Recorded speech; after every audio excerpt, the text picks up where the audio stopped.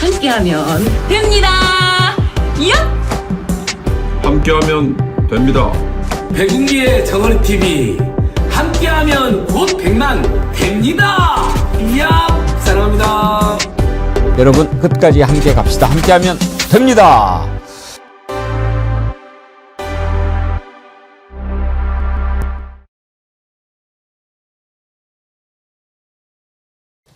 여러분 안녕하십니까? 백운기입니다. 갈피를 못 잡고 헤매는 국힘당의 장동혁 대표가 쇄신안이라는 것을 내놓았는데 국민은 물론 내부에서조차 반응이 싸늘합니다. 당명을 바꾸겠다는 나름 초강수를 던졌지만 그걸 주목하는 사람은 아무도 없습니다. 내용이 안 바뀌는데 이름만 바꾸면 뭐 하겠냐는 질타고 당명 바뀌기 전에 네가 먼저 사라질 것 같은데 무슨 헛소리냐 이런 생각도 있는 것 같습니다. 쇄신안이라는 것도 본질과는 한참 벗어난 것이어서 뼈가 부러졌는데 빨간 약 바른 수준이라는 비판이 나오고 심지어 극우 세력 전환길조차 아마추어라면서 등을 돌렸습니다. 개도 잃고 구럭까지 잃은 셈인데 왜 이런 반응이 나오겠습니까? 저는 장동혁 대표가 기준을 자신에게 맞췄기 때문이라고 생각합니다. 장동혁은 불법계엄 해제에는 찬성했지만 그 후로 돌변했습니다. 왜 그렇습니까? 양심에 따른 선택이 아니라 그때는 단지 한동훈의 졸개였기 때문이죠. 결국 그 짓을 합리화하려고 하다 보니까 이렇게 죽도 밥도 아닌 신세가 된 겁니다. 정치하는 사람 그 눈높이의 기준은 오로지 국민이어야 합니다. 그걸 명심해야 합니다. 생방송 백운계 정치 1번지 출발합니다. 오늘 정어리몰에서 육포 소개해드렸는데요. 아까 패널들하고 같이 먹어봤습니다만 정말 여러분 아시죠? 제가 쓸데없는 소리 잘 안 하는 거. 근데 이건 진짜로 제가 먹어본 중에 최고예요. 최고. 육포 제가 간식을 잘 안 하려고 노력하죠. 배 나오니까. 근데 이제 좋아하는데 이걸 먹은 뒤로는 다른 걸 진짜 못 먹겠어요. 정말 맛있는 육포니까 일단 드셔보시라니까요. 예. 맛이 세 가지가 있어요. 오리지널, 치즈 맛, 매콤한 맛. 근데 또 맛이 조금씩 다 달라서 입이 심심할 때 한 봉지씩 꺼내서 드시면 양이 좀 적네 이런 생각 드실 수도 있습니다. 아주 맛있게 준비한 거니까 드셔보십시오. 이게 어디에서 나온 거야? 이거 정어리몰에서 만들어야 더 맛있을 것 같은데. 예, 이번에 아주 맛있게 드시고요. 전부 20봉지나 드리거든요. 그러니까 놔두고 충분히 심심할 때 드실 만한데 그게 29,900원에 무료 배송이니까 이거는 진짜 안 드시면 손해입니다. 많이 시켜서 맛있게 드시기 바랍니다. 그리고 어제까지 정어리몰 그 민물장어 소개해드렸는데 배송 일정이 조금 시간이 걸려가지고 반응들이 잘 안 올라와서 제가 궁금했는데 이제는 막 들어오군요.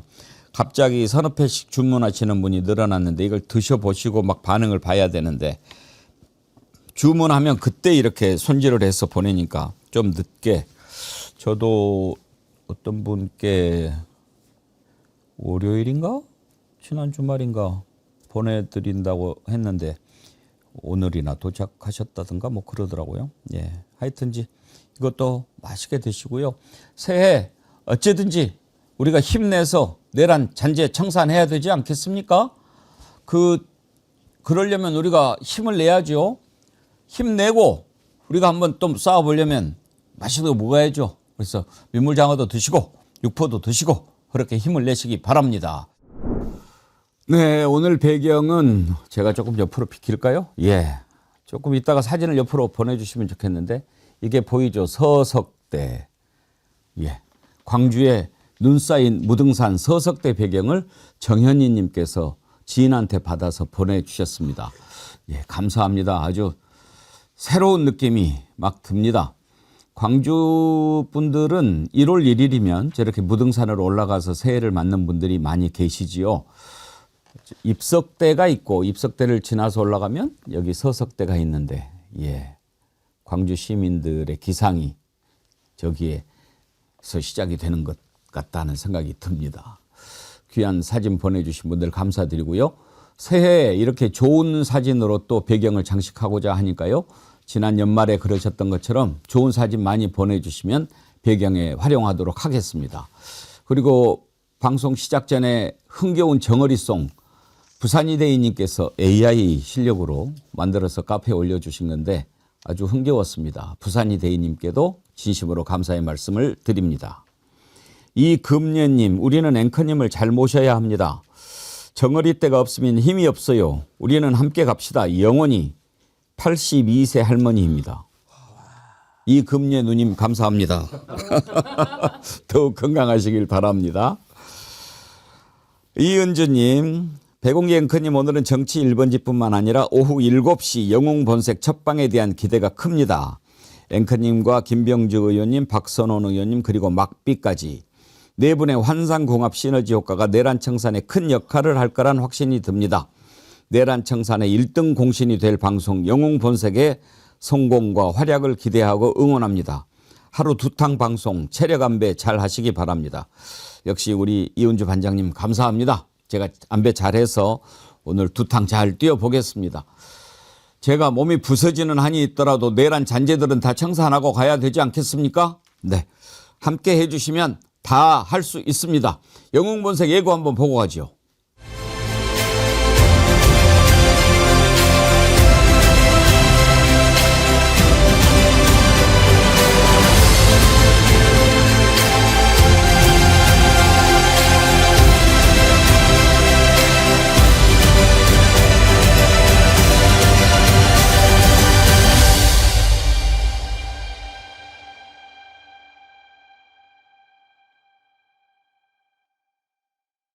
네, 오늘 저녁 7시 영웅본색 내란의 두 영웅과 함께 합니다. 내란의 영웅 그러니까 내란의 기여한 내란 극복? 내란 청산? 그러네. 네. 내란의 영웅이 아니고 아주 정확한 역시 데스크 출신이라 다르신데 내란은 수계가 어울리니까 네. 내란 진압 내란 진압의 내란 진압의 영웅. 영웅들인데 그러네. 네. 아주 좋은 지적. 네. 오늘 한 번만 하시는 거 아니죠? 예, 이제 매주 하려고 합니다. 너무 기대되네요. 자막과 표현을 약간 바꾸시는 것도 좋을 것 같습니다. 예.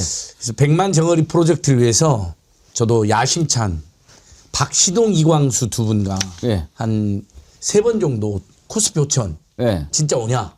이 분위기 계속 가냐? 예. 그래서 우리 왜냐면 정어리 TV 우리 정어리원분들도 평균상 한 절반 가까이는 주식 투자를 할 거예요. 왜냐면 지금 2천만 명 가까이가 주식 투자자로 가고 있으니까 그러면 거의 전체 가구로 치면 한두 집마다 다 한 분씩은 주식 투자하는 거니까 저희 정어리원님들도 아마 한 절반에서 3분의 2 정도는 주식 투자를 하지 않을까 싶거든요. 예. 그래서 요즘 잘 나가는 박시동, 이광수 두 분을 모셔서 예.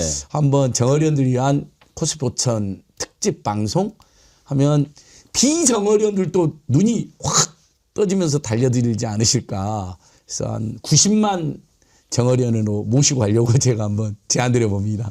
좋으신 생각입니다. 방금 정어리 몰림이 오늘 안 소장님 왜 이렇게 깔끔하지요? 다른 사람인 줄 알았습니다. 최근에 체중을 7kg 정도 빼고 어허. 머리도 깎고 그다음에 이재명 정부가 들어서서 주식 투자를 저도 시작했는데 야, 마구 오르고 있습니다. 네.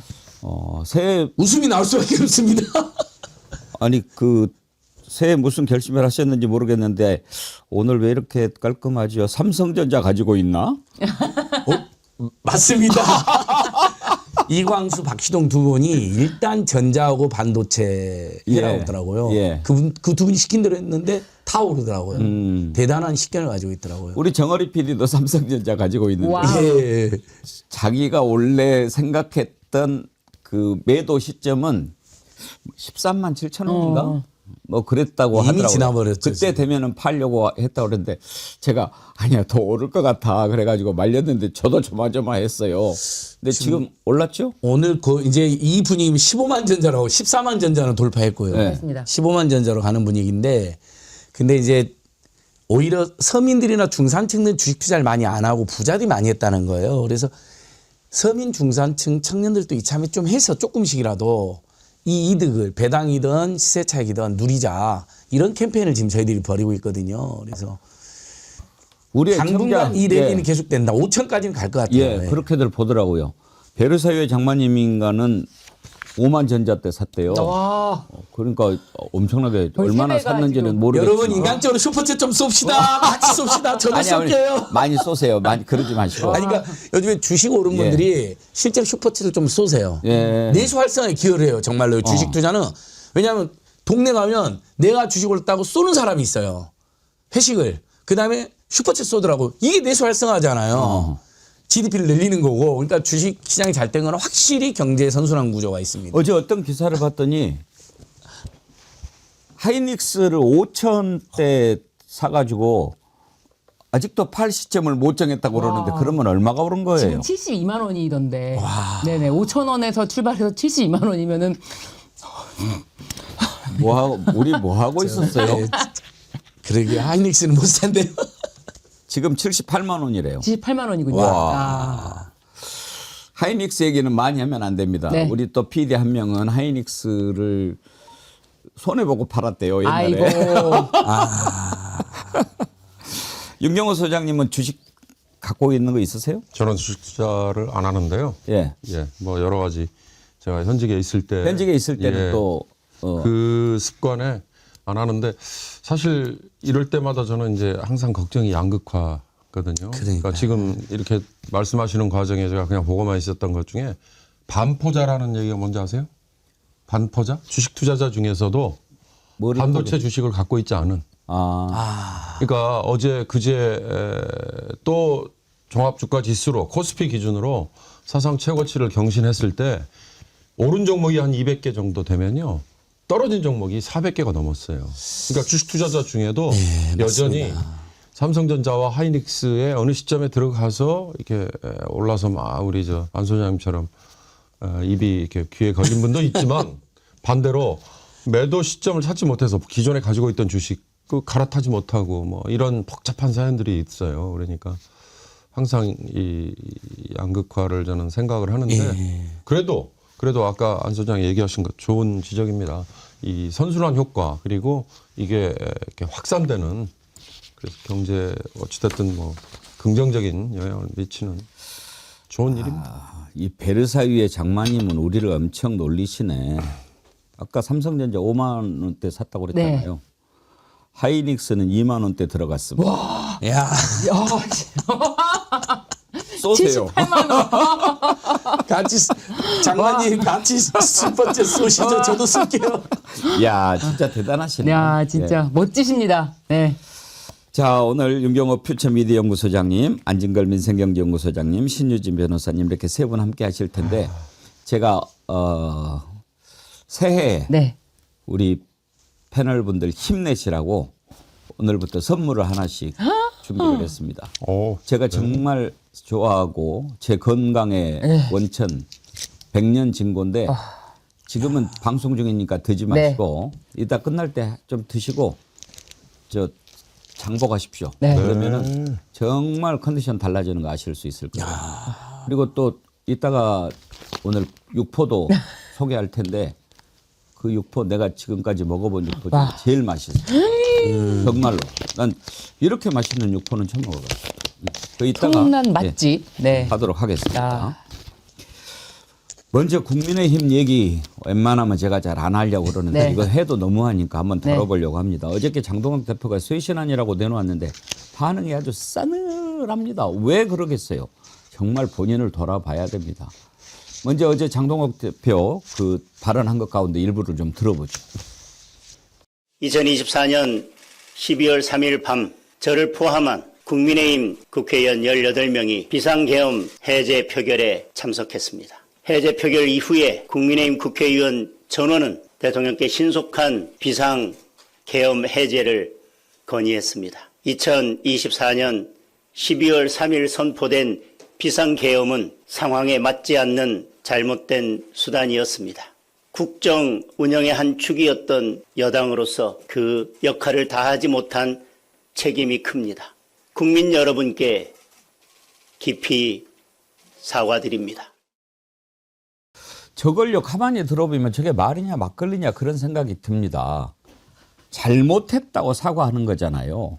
그러면 분명히 계엄은 잘못됐다. 그건 내란이다. 그리고 그때 동조했던 것 진짜 잘못하고 후회하고 탄핵에 과감히 나서고 그러지 못했던 거 국민 여러분을 제대로 실망시켜드렸다. 이 점에 대해서 사과합니다. 그래야 그게 그나마 사과인 거죠. 그런데 표현을 보면 상황에 맞지 않는 잘못된 수단이었다. 그래서 사과한다. 윤경호 소장님. 상황에 맞지 않는 잘못된 수단이 뭐예요? 글쎄요. 저도 이해가 잘 안 가던데. 그러니까 윤석열과의 절연 이게 우선이 돼야 계엄, 내란 잘못된 겁니다. 이 논리의 완결 구조가 이루어지는데 윤석열과의 절연은 단 한마디도 없이 저렇게 말잔치로 잘못된 수단 그런 점에서 뭐 어제 나온 얘기 보니까 저러다가는 아마 윤호개인 세력들도 등 돌릴 거야 뭐 이렇게 얘기하던데 저는 기본적으로 장동혁이라는 저 정치인이 워낙 말을 자주 바꾸니까요. 도대체 어떤 상황에서 저 얘기가 나왔을까 이걸 계속 의심을 합니다. 저는 오늘 가만히 생각을 해봤어요. 왜 저렇게 하려면 하고 말라면 말지 이것도 아니고 저것도 아닌가. 그건요. 그 기준을 국민 눈높이가 아니라 자신한테 맞추려고 하다 보니까 저렇게 꼬이는 거예요. 장동혁은요. 지금은 저렇게 극우의 앞잡이가 돼서 어떻게 할 줄을 모르는데 계엄 해제 투표 때 와서 찬성을 했다니까요. 그러니까 마치 정상적인 사고와 합리적인 사고방식을 갖고 있는 정치인인 것처럼 보이지만 사실은 그게 아니올시다. 그때 당시에는 그냥 한동훈 똘만이었어요.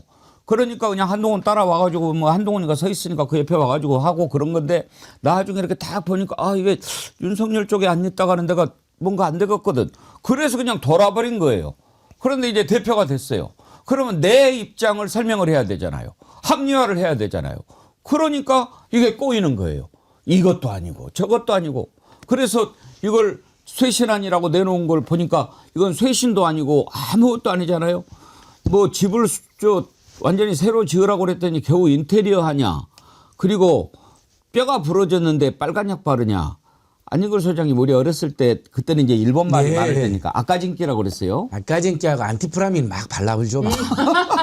막 속병 걸렸는데도 막 무조건 아까진기하고 막 안타프라만 발라버리죠.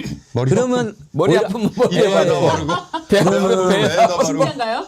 그랬어요. 네, 그러면 악화되는 경우가 더 있었죠. 저는 사실 많은 언론이 사과했다는데 사과란 말은 썼기 때문에 근데 거의 저는 사과의 진정성의 내용이 하나도 없다. 사실은 이 비상계엄을 진심으로 사죄하려면요. 위헌 불법 폭력 계엄했단 말을 해야 됩니다. 이 계엄의 본질은 내란죄요. 그리고 물론 본인이 차마 내란죄란 말은 못 쓰겠으면 최소한 나경원이 마저도 위헌 불법성이 있었다라도 탄핵은 막아달라고 이야기한 적이 있거든요. 위헌 불법성을 나경원이 마저도 자인한 적이 있습니다.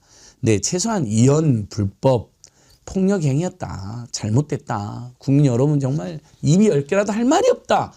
요 정도 표현은 무릎 꿇고지는 않는다. 요 정도 표현 해줘야 한 100분의 1의 그렇죠. 진정성.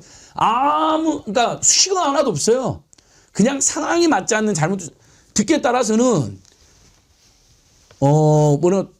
확 제대로 해버리지 또는 아니면 상황에 맞는 야당을 말살하는 또는 영구집권하는 제대로 된 수단을 쓰지 왜 이랬나 어설프게 해서 실패했나 이런 느낌도 저는 들더라고요. 예. 어영부영 어리비리하게 한 거죠. 게다가 상황에 맞지 않은 잘못된 수단만 잘못됐다라고 비판을 하면은 그거는 목적은 정당했다는 얘기로 들리거든요. 맞습니다. 그럼 목적이라는 게 뭔가요? 그 야당의 폭거에 이거를 경고성으로 하겠다는 그 목적? 그 목적은 맞았다는 건가요? 그런 의문을 던집니다. 그래서 상황에 맞지 않는 잘못된 수단이 계엄이라는 거는 전혀 사과로 느껴지지 않고요. 이건 쇄신이 아니라 헌신이죠. 헌신. 그저 윤석열을 버리지 못하고 그냥 끌어안고 계속 가겠다는 그런 마음이 저는 그 속에 있었다. 왜냐하면 장동혁 지지 세력이 윤어게인 세력이기 때문에 그 세력을 절연할 수는 없습니다. 그래서 이거는 전혀 사과로서 받아들일 수가 없다. 네, 그렇게 봅니다. 이런 지적을 하는 분도 있어요. 이건 장동혁의 한계다. 정치 컨설팅 민 대표의 박성민 대표 토론회에서 지적한 내용인데요. 한번 들어보시죠.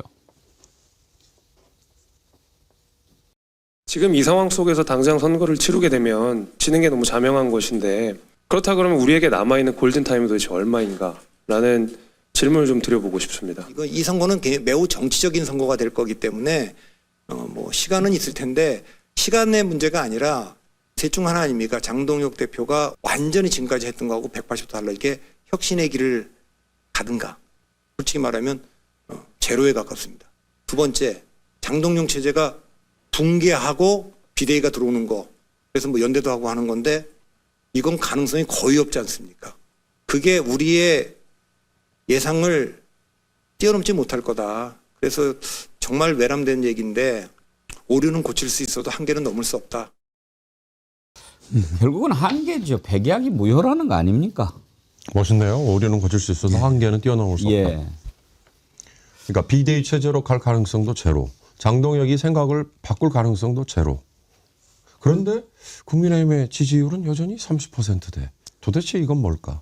그러니까 어떻게 보면 이 내란이라는 게 흔히 그 이재명 대통령이 자주 쓰는 표현 있잖아요. 집단지성, 국민의 집단지성. 그 기준으로 보면 이게 잘못된 거라는, 명백히 잘못된 거라는 공감대가 있음에도 불구하고 국민의 벌써 뭐 일부는 여전히 생각을 바꾸지 않고 있는, 또 국민의힘은 거기에 디딤돌을 버티고 있는, 장동혁은 그걸 아주 교묘하게 악용하는, 이게 과연 정당으로서 존속할 수 있을까, 그런 걱정이 듭니다. 당명을 바꾼다고 그러는데요. 뭐 어제 참 여러 가지 아이디어들을 많이 보내주셨는데 뭐 그것도 있어요. 우리 장동혁 이야기하는 거 보면 완전히 그 계란장수 목소리. 계란이 왔어요. 계란이 왔어. 계란. 뭐 이거 네. 가지고 계란당이라고 해라 하는 분도 있고, 큰느티님 국힘당 새 당명 구비당, 개구의 코비 개코당.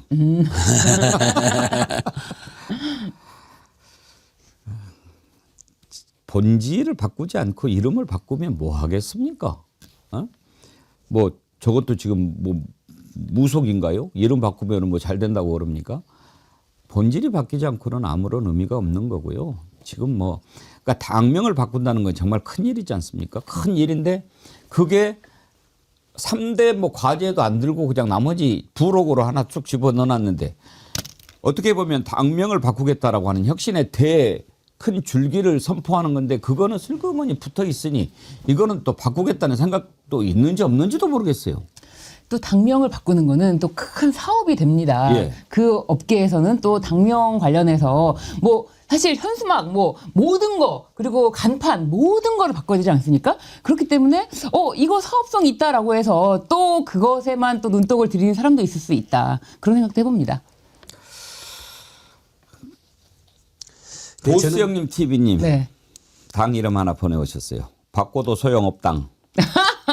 소용없다. 저는 그냥 성렬의 힘으로 바꾸라 그러세요. 성렬의 힘, 윤석열의 힘. 예. 전한 장동혁은 지가 제일 존경하고 추종하는 사람이 윤석열하고 전한길이에요. 너무너무 좋아하는 티가 났잖아요. 페이스북에 윤석열한테 면회 갔다 와서 윤석열 대통령님을 아련하고 왔다라고. 이재명은 이재명이라고 말 함부로 하면서 그냥 성렬의 힘, 한길의 힘 이렇게 바꾸는 게.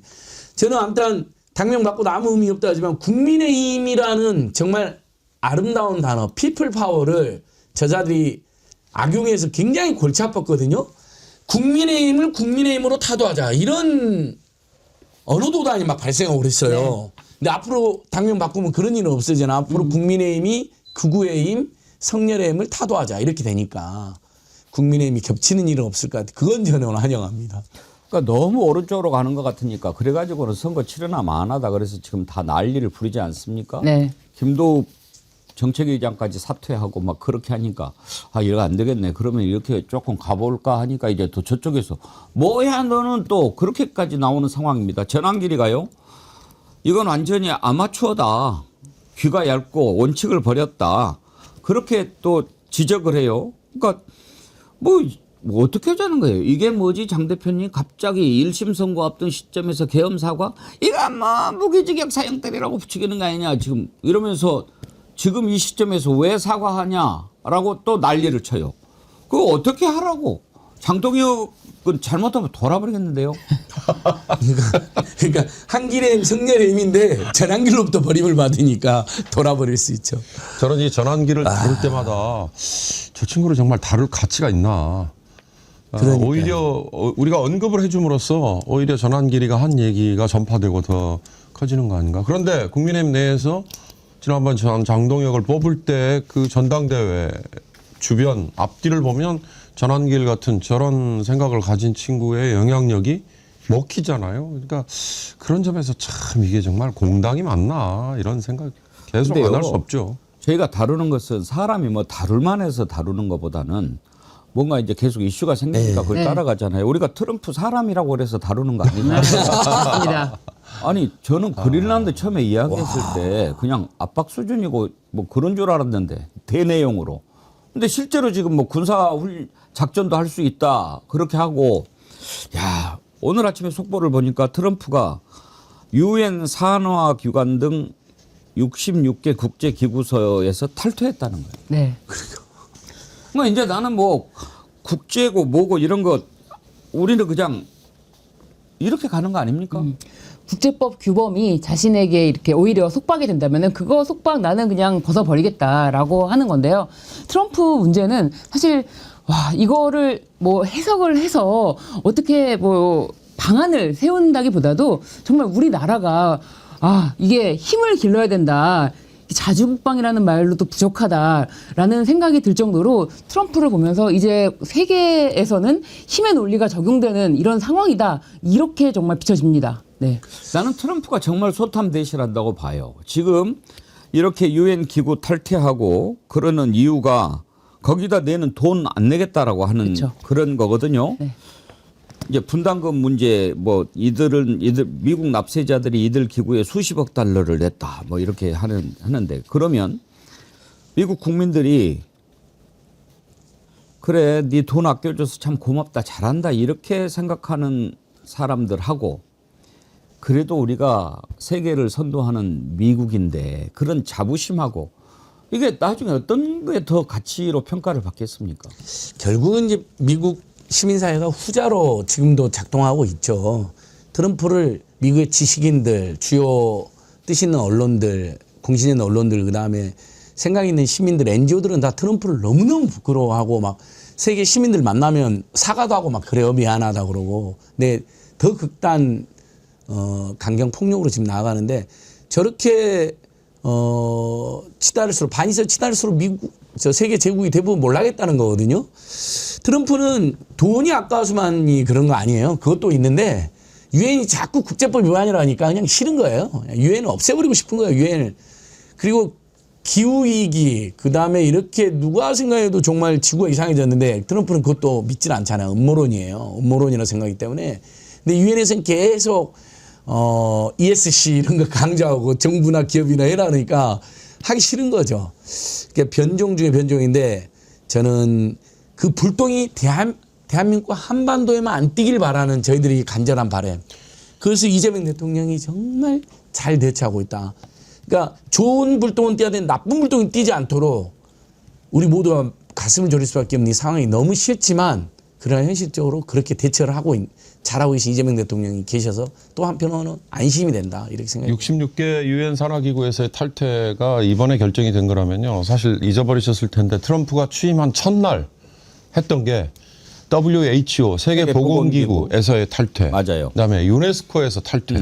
그거 이미 했어요. 그러니까 트럼프는 지금 그 이후로 2기 트럼프 출범 이후로 다자 외교라는 거에 대해서는 모든 상황 또는 만남 또는 문서 전부 다 거부하고 있거든요. 그러니까 이게 과연 이제 얼마나 오래 갈 거냐 이건데 이 미국이라는 1극 또는 뭐 중국 포함해서 2극 이게 유지가 될 거냐 아니면 깨질 거냐 뭐 복합적인 문제입니다. 지금 이렇게 세계가 정해놓은 질서를 어기고 그냥 내가 힘이 있으니까 내 마음대로 할 거야. 이거는 야만의 시대입니다. 이제 다시 야만의 시대로 돌아가자고 하는 겁니까? 그러면은 어떻게 되겠습니까? 그 결과는 서로 군비 경쟁에 나설 거고 너 뭐라고 그래? 네가 핵 있으니까 그러는 거 아니야. 나도 핵 만들 거야. 막 이렇게 막 나서고 그건 안 되잖아. 뭐 저 기구가 있잖아. 아니 니네가 기구를 무시했는데 어떻게 그렇게 갈 거 아니에요.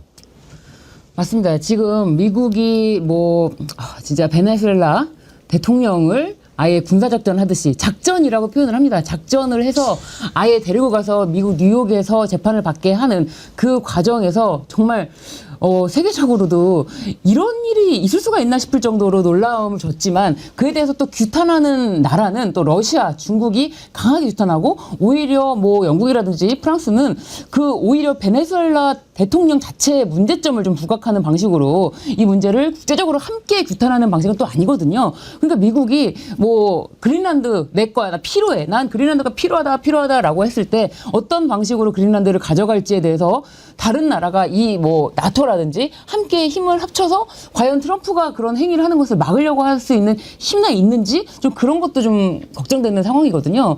그래서 미국이 앞으로 어떻게 나갈 건지에 대해서 이거를 굉장히 좀 예의주시해야 될 것 같습니다. 이렇게 정말 트럼프 한 사람이 세계를 망치면 그 가져올 후과가 상당히 걱정이 됩니다. 저는 이게 정말 3차 대전이 일어나지 않고 마무리가 될 수 있을까 그런 걱정이 되거든요. 그런 걱정을 실제로 지금 해야 되는 상황이 왔습니다. 그린란드 하는 것도 보니까 장난 아니에요. 네. 트럼프가 다음 타겟은 그린란드다 이렇게까지 표현했더라고요. 그러니까 그린란드 덴마크는요 나토 회원국이거든요. 근데 나토 회원국을 상대로 무력 공격을 한다 또는 강제로 장악을 하겠다라는 시도 그게 나토 회원국 간의 균열 이제 덴마크 총리는 이제 그걸 내세우고 있는데요. 지금 트럼프한테는 그런 얘기가 먹히지 않죠. 그 뉴욕 포스트라는 신문이 이제 처음 써서 지금은 굉장히 일반화돼 있지 않습니까? 돈노주의, 돈노 독트린.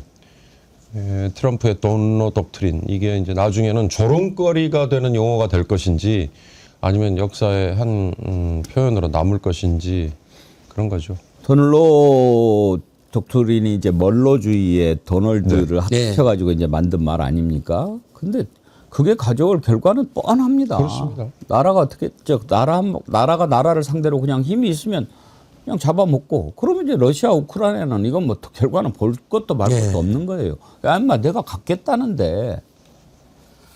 그 중국, 대만, 러시아, 우크라이나를 미국이 비판할 자격 자체를 상실해 버렸습니다. 그래서 이제 세계가 더 양육강식의 정글로 지금 나가고 있는데 무시무시한 일이죠.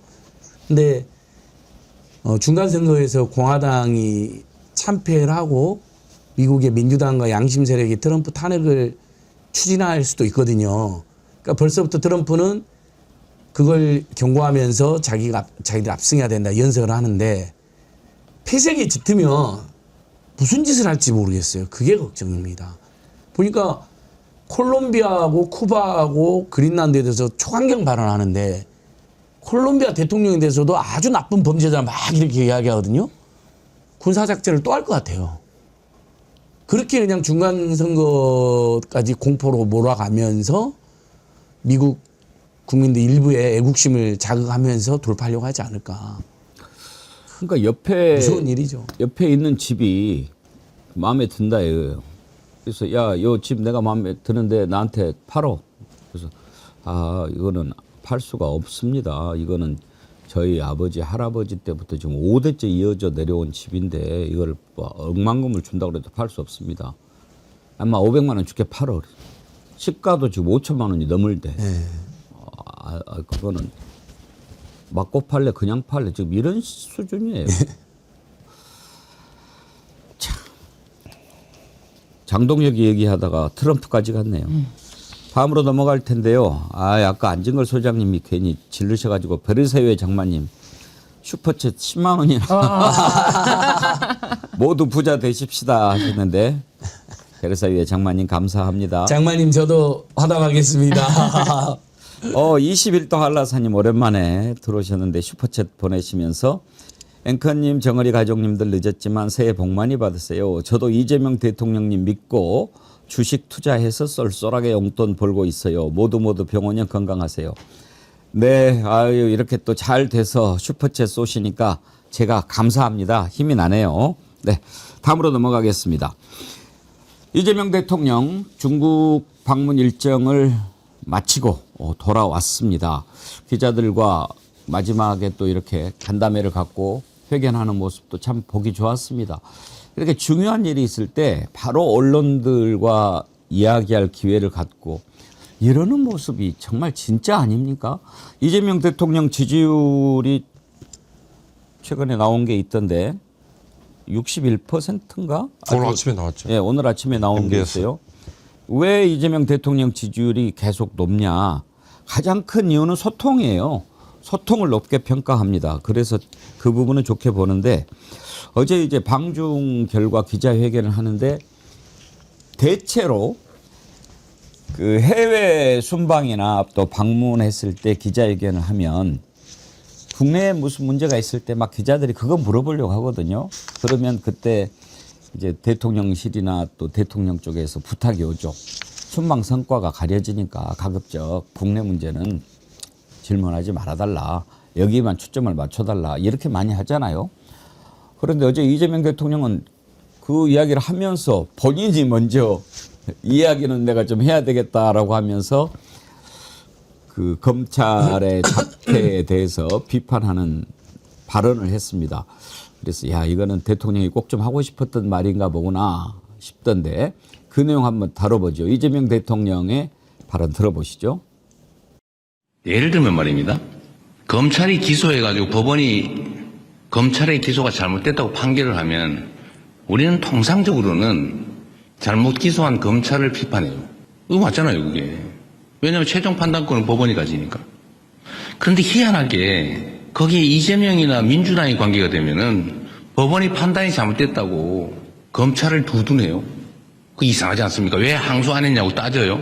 기소한 걸 잘 탓해야지. 왜 법원이 판결을 잘못했다고 항소해서 법원의 판결을 뒤집으라고 합니까? 완전히 중립성을 벗어난 거죠. 그렇죠. 그러니까 이재명 대통령 얘기는 아니 검찰이 잘못해가지고 법원이 무죄를 했으니까 항소를 포기한 거 아니냐. 대장동 사건이죠. 그런데 그걸 꼭 내가 관련이 돼 있으면 법원이 문제가 있다라고 한다. 이건 일단은요. 논리적으로는 이재명 대통령 말이 맞죠. 예. 저는 100번 동의합니다. 제가 신문에서 현직에서 일을 할 때요.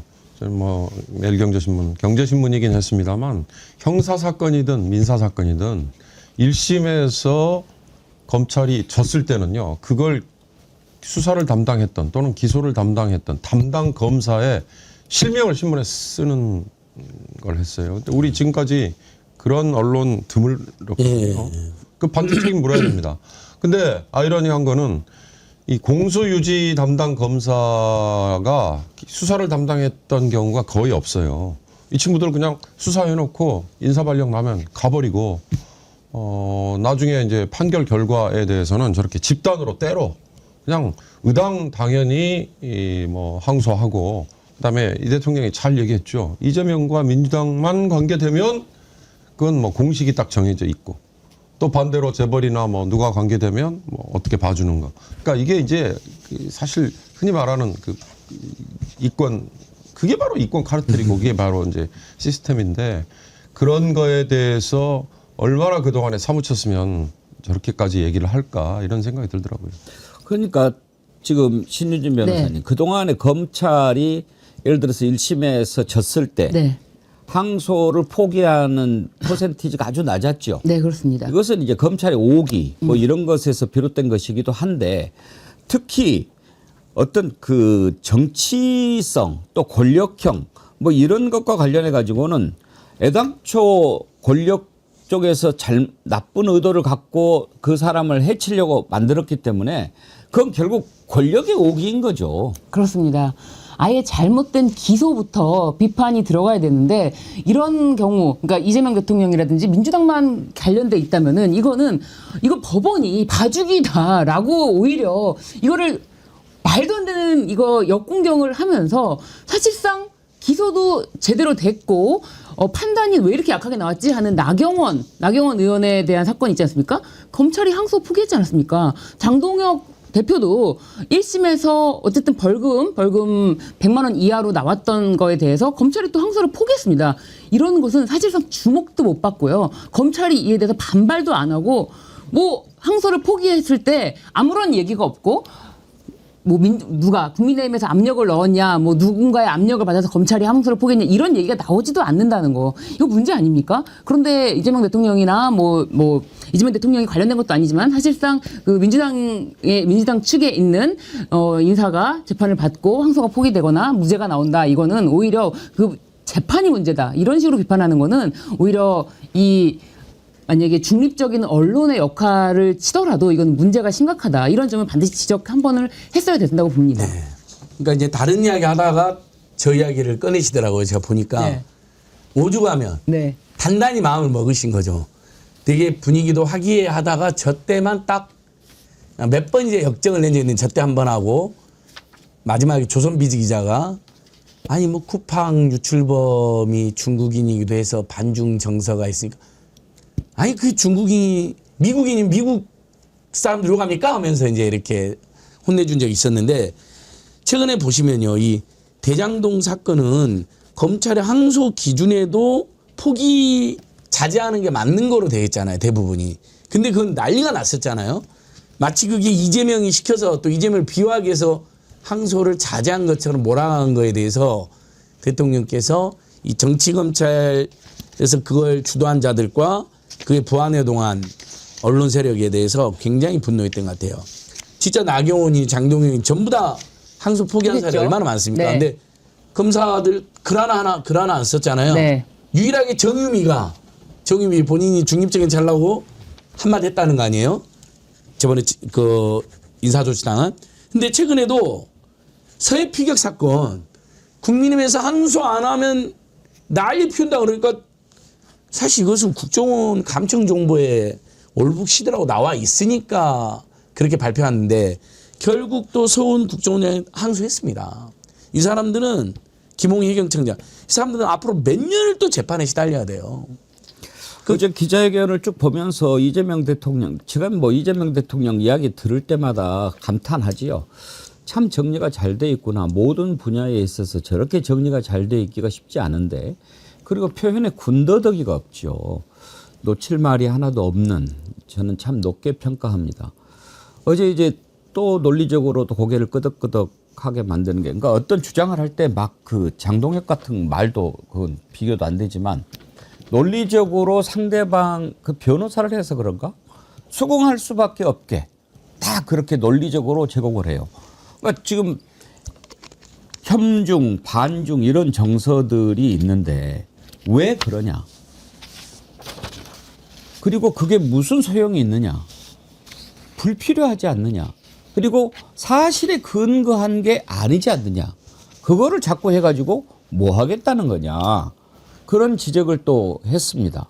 그런 걸 가지고 좀 부정선거니 어떻게 뭐 두 가지 예를 들었는데 쿠팡 유출 그 범인이 중국인이라고 하더라. 이걸 가지고 막 문제를 삼는데 그러면은 중국인이 아니고 일본인이면 뭐 어떻게 하겠다는 거냐. 이제 이런 얘기도 했어요. 쿠팡 문제도 한번 들어보시죠.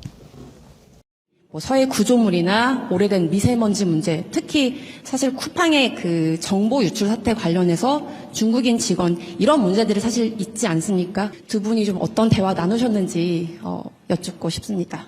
근거 없고 불필요한 혐오 선동에 대해서 우리가 경각심을 가지고 엄히 제재해야 된다는 점은 뭐 명백하죠. 쿠팡의 그 범죄 행위자가 중국 사람이다. 어쩌라고요? 일본 사람이면 그러면 그때부터 일본 사람 미워할 겁니까? 그러면 쿠팡에 그 미국 사람이 있으면 이제 미국 무지하게 미워해야 되는데 그건 왜 안 하는 거예요, 도대체? 아무런 그야말로 그것도 근거 없는 얘기죠. 근데 이런 걸 가지고 감정적으로 대응할 일은 아니죠. 중국이 어쨌든 재생에너지로 신속하게 전환하면서 정말 놀라울 정도로 빠르게 어쨌든 미세먼지 문제에 대응을 한 것 같습니다. 이제 바로 저런 부분들이죠.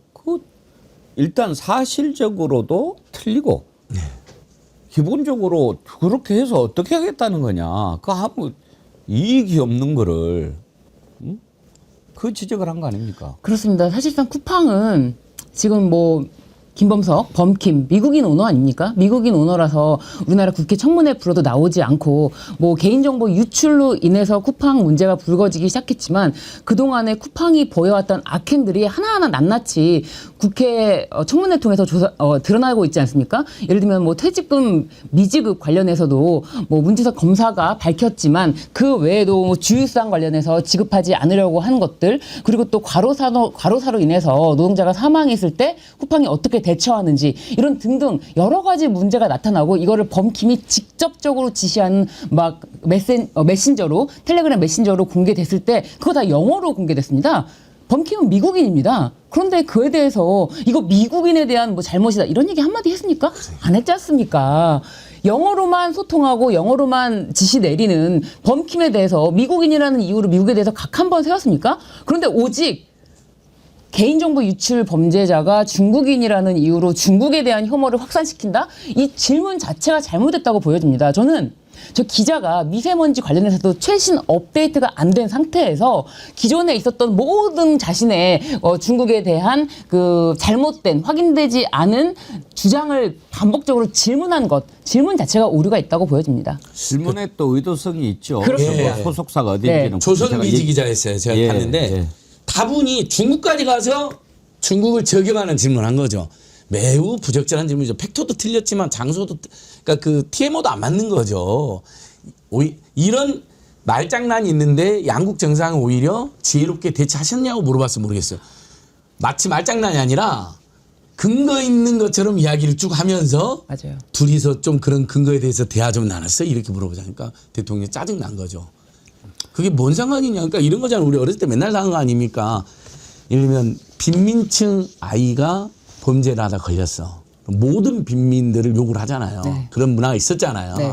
응? 가난하니까. 부잣집 아이가 걸렸어. 아, 부잣집 자제분이, 오세훈 씨 자제분이 어쩌다가. 그래서는 안 되는데. 이거 똑같은 거죠. 중국인이든 일본이든 미국인이든 잘못되면 그 개인을 탓하면 되는 거고, 그 나라가 뒤에서 시킨 것도 아닌데 그 나라를 왜 욕합니까? 대통령이 그 뒤에 붙여서 한 얘기 있던데요. 네. 저게 개인의 문제가 아니라 쿠팡이라는 그 조직의 그렇죠. 구조의 문제지. 예. 그게 왜 개인의 문제냐. 그리고 그게 중국 사람인들, 일본 사람인들, 미국 사람인들 뭐 그 얘기 하신 거잖아요. 근데 저는 저 기자간담회 보면서 서해 구조물 예. 문제하고요. 그다음에 한한령하고 이 두 가지에 대해서 대통령이 한 얘기를 보고 정상회담이 끝나고 나면 사실 정상회담 하고 나면요. 양국 정상이 공식적으로 발표하는 성명, 예. 스테이트먼트에는 담을 수 없는 세세한 것들이 있잖아요. 그 뒷얘기를 배석을 한 이제 고위 관계자, 대개는 뭐 이제 안보보좌관이나 또는 외교부 장관이나 이런 쪽에서 해야 되는데 그걸 대통령이 해주는 이런 게 정말 그랬어요. 필요한 거다. 예. 그러니까 서해 구조물 둘 중에 하나는 어떻게 처리했고 선을 어떻게 긋자고 중국에서 얘기했고 그다음에 한한령도요. 그 일거에 그냥 확 풀어주고 또는 일거에 확 묶어버리고가 아니라 시주석의 얘기 상당히 와닿지 않습니까? 석자의 얼음이 갑자기 얼려진 게 아닌데 그게 어떻게 갑자기 녹겠습니까? 라는 말. 이런 얘기를 대통령이 해줬다는 그게 국민에게 배경 설명을 해준 거 아니에요. 참 필요한 기자간담회였다는 생각이 드는데 그런 거는 뒤로 싹 가려지고 나머지 이제 자극적인 얘기들만 부각이 되는 게 좀 안타깝습니다.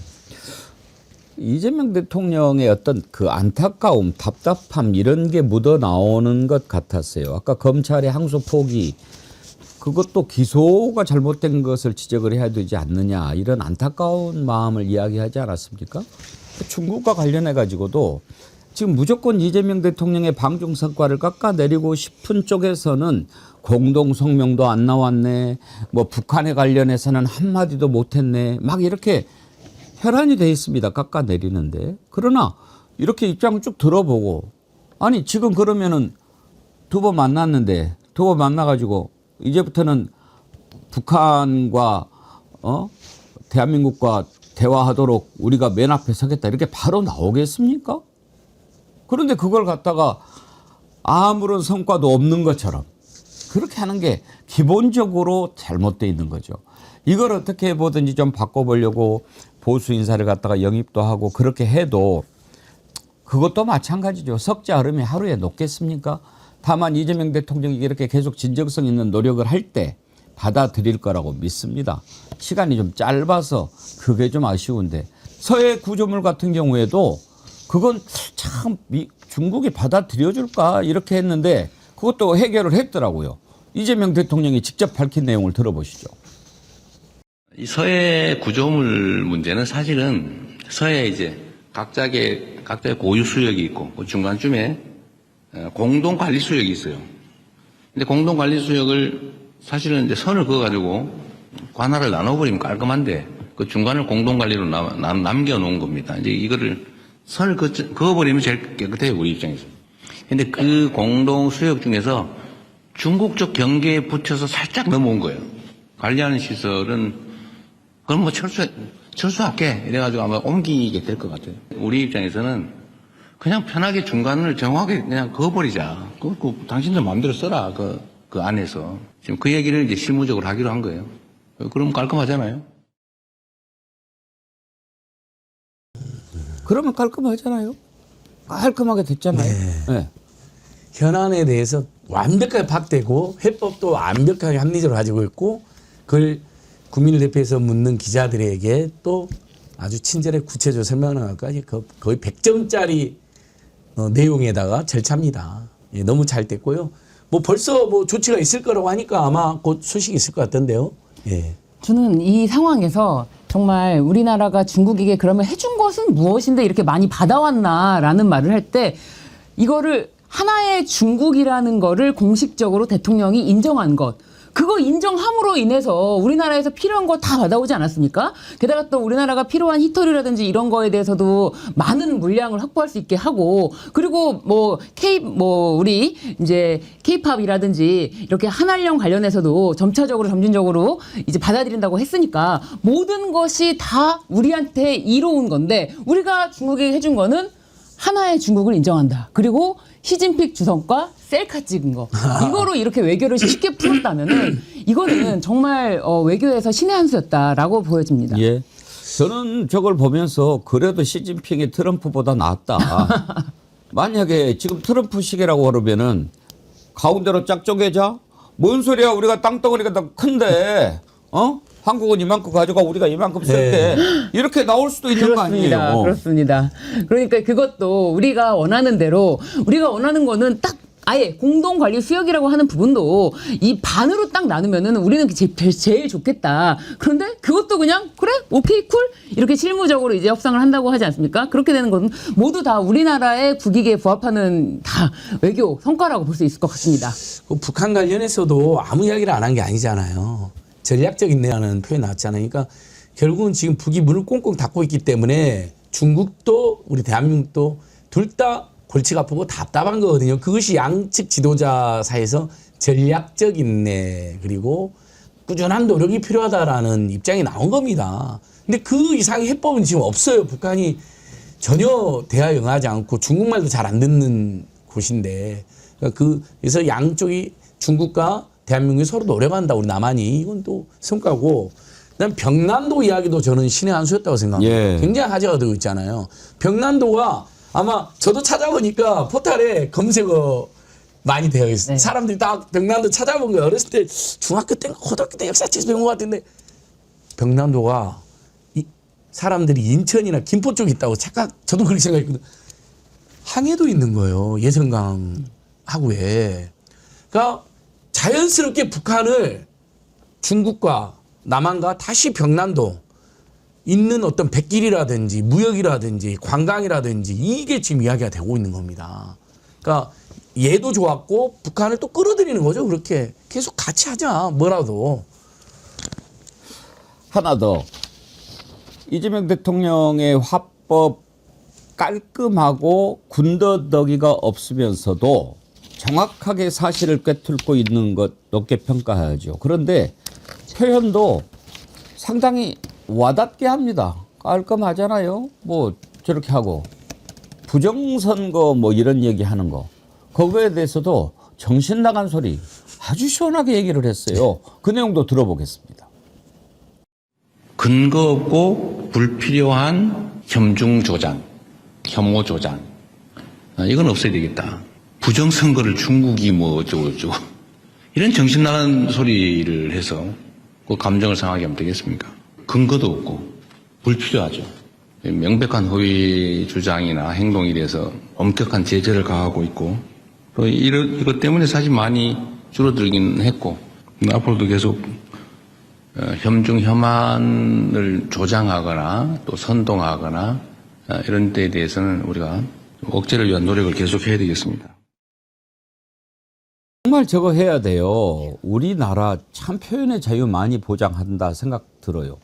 특히 제일 그 보기 흉악한 게 플래카드에 장기 적출 막 이런 거를 초등학교 앞에 걸어놓고 이런 것들도 있잖아요. 중국 관광객이 들어와서 애들 납치하고 장기 적출한다. 그러니까 팩트도 아니고 그러면 어느 나라 국민이 우리나라 오고 싶겠습니까? 갔더니 오히려 환영이 아니라 우리를 완전 극악무도한 범죄자 취급해요. 그러니까 그렇게 해서 뭐를 얻냐 이거예요. 오히려 중국으로 하여금 한국에 대한 반감을 조장시켜가지고 무역 적자까지 생기고 그러지 않았습니까? 그러니까 중국에 대해서 우리가 잠재적으로 깔려 있는 그 공격 대상 마찬가지로 중남미 국가 또 언급할 때요. 뭐 베네수엘라 같은 나라, 콜롬비아 같은 나라. 콜롬비아는 많이 동원 안 되는 것 같습니다만 그 특히 극단적인 그 혐오 감정을 부추기는 사람들이 그런 얘기하는 게 이제 사람들에게 부지불식간에 인식에 쌓여가지고 이 불특정 다수가 보는 이런 매체에서도 그게 언급이 되거든요. 그러면 해당 국가에서 그걸 차곡차곡 다 모니터링을 합니다. 그리고 심한 경우는 항의도 합니다. 이런 것들이 양국 관계에 미치는 악영향 물론이고요. 그 국민들이 또 우리에게 당연히 갖는 일종의 반감 같은 게 왜 없겠습니까? 그러니까 저는 기본적으로 이 혐오라는 걸로 출발을 하다 보면 이제 그게 계속 영어로 이렇게 에스컬레이션 되거든요. 더 가속되거든요.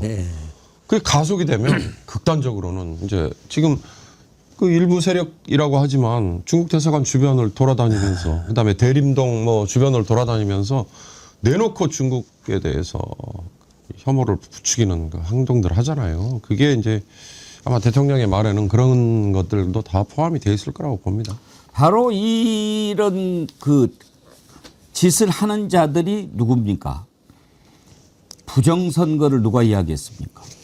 그거 다 윤석열 세력 아닙니까? 그렇게 한다고 윤석열한테 도움 됩니까? 이제는 보면은 직위원도 정신을 차리는 것 같아가지고 더 이상 이제 윤석열이 빠져나갈 구멍이 없어 보이더라고요. 어제는 이제 검찰이 공소장을 변경을 하니까 아 그러면 재판 처음부터 다시 하자라고 하던데 직위원이가 단호하게 자르더군요. 직위원도 뭐 이제 뭐 어떻게 하겠습니까? 착착착 되는 거죠. 일단 내일 체포방해 혐의와 관련해서 선고가 내려지는데 아니 구형이죠 내일. 네. 내일 내란과 관련해서 특검이 구형을 하는데 사형 구형하겠죠. 그리고 뭐 어떻게 하겠습니까 직위원님들. 예. 어제 직위원이 그 난리를 치는데도 나름 단호하게 대처를 하는 모습이 인상적이었는데 그거 한번 보시죠. 준비가 아직 안 됐습니까? 어제 그 네. 일단 상황은 네. 공소장 변경 그거 했으면은 무조건 처음부터 다시 해야 된다. 이게 지금 윤석열 변호인 측 주장이었죠? 네, 그렇습니다. 공소장 변경을 통해서 뭐 새로운 사실이 들어갔고 이에 대해서 대대로 증인들을 통해서 입증이 안 됐다. 그렇기 때문에 이건 처음부터 다시 해야 된다라고 주장을 말도 안 되는 주장을 하자 재판장이 그게 공소장 변경을 통해서 잘못된 주장이 있다면 그거는 법원에서 판단할 문제지 그렇죠. 공소장 변경을 불허할 문제는 아니다. 라고 정확하게 정리를 했습니다. 이미 그리고 공소장 변경은 전례가 있지 않습니까? 이준관 부장판사가 한덕수 재판할 때 네. 특검에 공소장 변경을 요청해가지고 진행하고 그렇지 않았습니까? 맞습니다. 공소장 변경은 많은 경우에 이제 재판 진행 과정에서 공소 제기 당시와 달리 내용을 좀 추가 변경할 수 있는 경우에 법적으로 허용된 제도입니다. 그렇기 때문에 공소장 변경을 다 이 부분에 대해서 허락을 하는 것이고요. 공소장 변경을 통해서 잘못된 점이 있다. 그러면 이거는 판결을 통해서 이 부분에 대해서 내용을 기각하거나 그 부분에 대해서 일부 무죄를 주거나 그렇게 하는 것이지 공소장 변경을 불허할 사유가 못 됩니다. 그렇기 때문에 재판장이 자신의 권한에 대해서는 명확하게 밝혀준 것이죠. 이거는 내가 허가하는 건 맞다. 판단은 내가 한다. 네. 그러니까 공소장 변경 가지고 지금 문제를 삼는 게 공소장이 바뀌면은 완전히 기본적인 게 달라지니까 처음부터 다시 해야 된다라고 하는 주장인데 직위원은 그렇게 얘기를 하지 않습니까? 이쪽에서 처음에 얘기했던 것과 이것이 지금 완전히 달라지면 몰라도 그거는 그냥 재판 과정에 불과한 거니까 맞습니다. 아니다라는 기본인데 이제 그러니까 또 뭐를 청구할 수도 있다고 재판 중지? 네. 이런 게 있어요? 재판 중지라는 것을 청구한다고 한들 뭐 받아들여지는 경우도 없거니와 재판 중지라는 것을 청구할 근거가 없습니다. 지금 이 상황에서는. 그런데 어쨌든 간에 이 선고 구형 이 재판이 끝나는 과정을 막겠다라는 그냥 발버둥 몸부림인 것입니다. 그러니까 이거에 대해서는 뭐 일고의 가치도 없다. 조이하고 직위원마저 우리를 사형으로 몰고 간다는 정보를 입수한 것 같아요. 이 자들이. 그러니까 막 그냥 난장판을 만드는 방식으로 쓰더라고요. 이제 피고인에 토칭 안 붙인다고 소리 지르고 뭐 네. 그냥 완전 난장판입니다. 난장판. 그 장면 한번 봅시다. 네. 예. 특검은 객관적 증거에 중점을 두고 수사를 진행하였고 그 결과 이 사건 공소장 변경에 이르게 된 것입니다. 재판장님, 이것은 공소사실 동일성이 전혀 없습니다. 시기나 내용, 방법, 범위 이런 것이 너무나 많이 바뀌었기 때문에 공소사실의 동일성이 없어서 당연히 이 공소장 변경은 허가돼서는 안 되는 것이고 만일 이것이 허가된다면 어떤 피고인들의 방어권 행사를 위해서 또는 형사소송법의 기본 원리에 따라서 새로이 재판을 해야 될 것으로 사료됩니다. 일단 공소장 변경은 허가하는 것으로 합의를 했습니다. 검사가 주장하는 내용은 기존에 주장했던 내용이랑 기본적인 사실관계 동일성이 인정된다고 판단했기 때문에 공소장 변경에 대해서 허가하는 것으로 결정을 하고. 근데 어때요? 그 신유진 변호사님 네. 보시기에 직위원이 정신을 차린 것 같습니까? 아니면 어떻게 보세요? 그러니까 안 된다는 거는 이제 재판이 지금 마지막에 왔기 때문에 안 된다는 건 확실하게 안 된다고 보여주는 면은 있습니다. 이번에도 그렇지만 지난번 재판에서도 이제 뭐 예를 들어서 말도 안 되는 주장을 계속하면서 특검 측의 말을 막을 때는 당신의 이야기 할 시간 충분히 줄 테니까 지금 말을 막지 말아라 라고 3번 반복합니다. 3번 반복하면서 내가 이미 3번 반복했다. 3번 반복했는데도 계속 이렇게 주장이 맞다고 하면은 지금 민주주의, 자유주의 주장했던 사람들이 맞냐고 라고 하면서 오히려 호되게 호통을 치는 모습도 보였죠. 그럴 수 있는 자가 왜 진작에 그렇게 안 하냐 이 말이죠. 맞습니다. 그럼에도 불구하고 그 이제 재판이 이제 잠시 휴정기를 거치고 다시 재판이 진행됐을 때 이하상 변호사가 굉장히 잘못했다고 사과를 합니다. 그러자 지현 재판장이 다시 아까 그거는 전략적인 윽박이었다. 제가 또 언제 화를 했다고 그래요. 이러면서 아직도 본인의 그 습성은 버리지 못하는 태도를 계속 보이고 있습니다. 내일 이제 윤석열 구형인데 윤석열뿐만 아니라 김용현 뭐 여러 명 다 한꺼번에 구형을 하지요. 네, 그렇습니다. 과연 얼마나 나올까도 궁금하고 특검에서는 이 순서도 상당히 이제 좀 고심을 하고 있다고 그래요. 그러니까 주요 정사의 김용현 뭐 이렇게 이제 좀 센 놈부터 이렇게 가지 않겠어요? 구형이 어떻게 나올지 그걸 보는 것도 참 가담 정도에 네. 따라서요. 김영현, 이상민, 1, 2, 3 그렇게 가겠죠. 예. 거기에 저기 뭐죠? 보안사령관이 아니고 여인형. 여인형. 예. 네. 그 오늘 회의를 해서 최종 결정을 한다고 그러는데 윤석열은 사형 구형하겠죠? 구형은 사용을 하겠죠. 예. 당연히. 어때요, 신유진 변호사님?